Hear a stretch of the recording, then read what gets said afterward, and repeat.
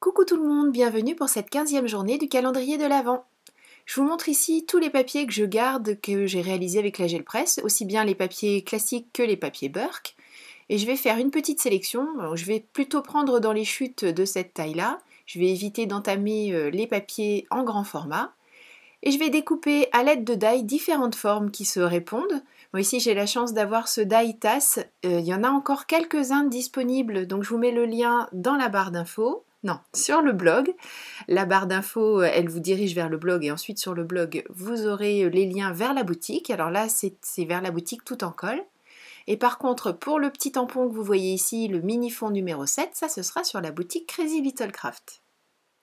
J'ai choisi d'embosser ce motif tricot.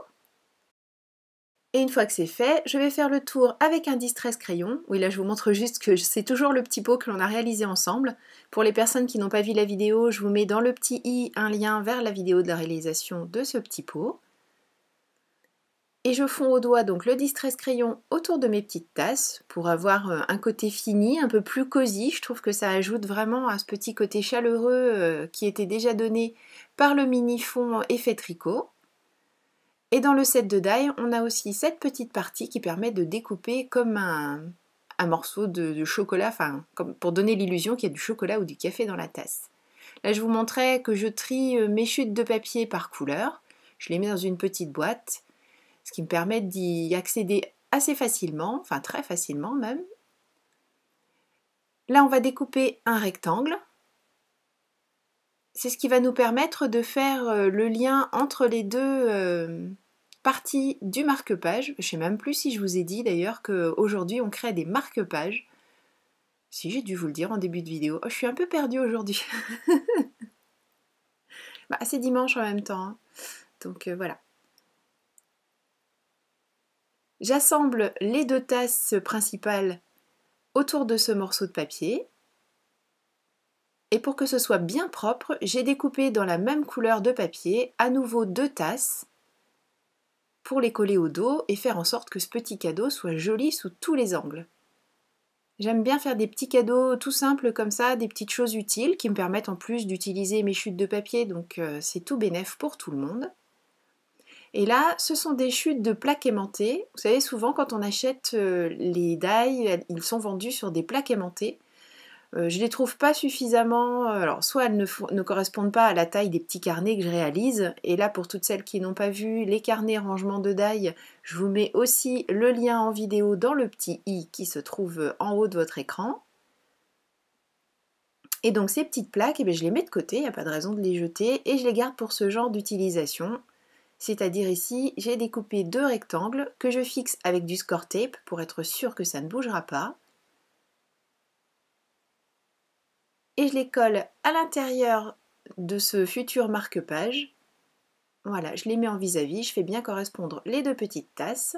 Et c'est quasiment terminé, il n'y a plus qu'à mettre un petit peu plus de déco si on le souhaite. Et c'est ce que je vais faire sur les suivants.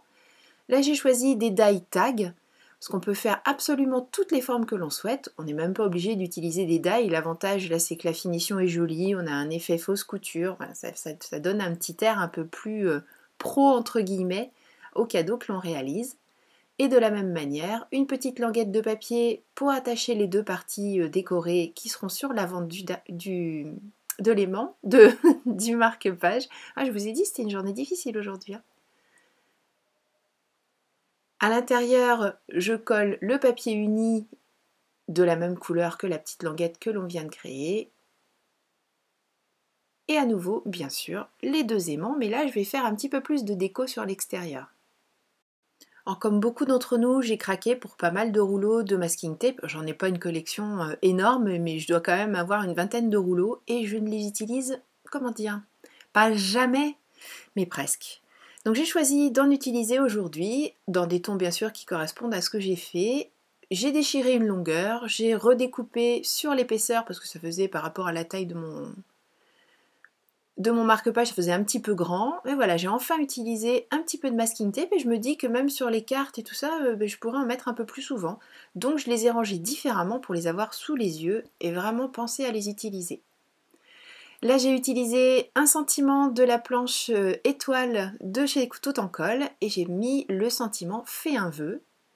Et j'ajoute des petites étoiles pour apporter encore un petit peu de brillant, mais pas trop d'épaisseur, parce que je vous rappelle que ce sont des marque-pages, donc le but c'est pas d'abîmer le livre dans lequel ils seront glissés.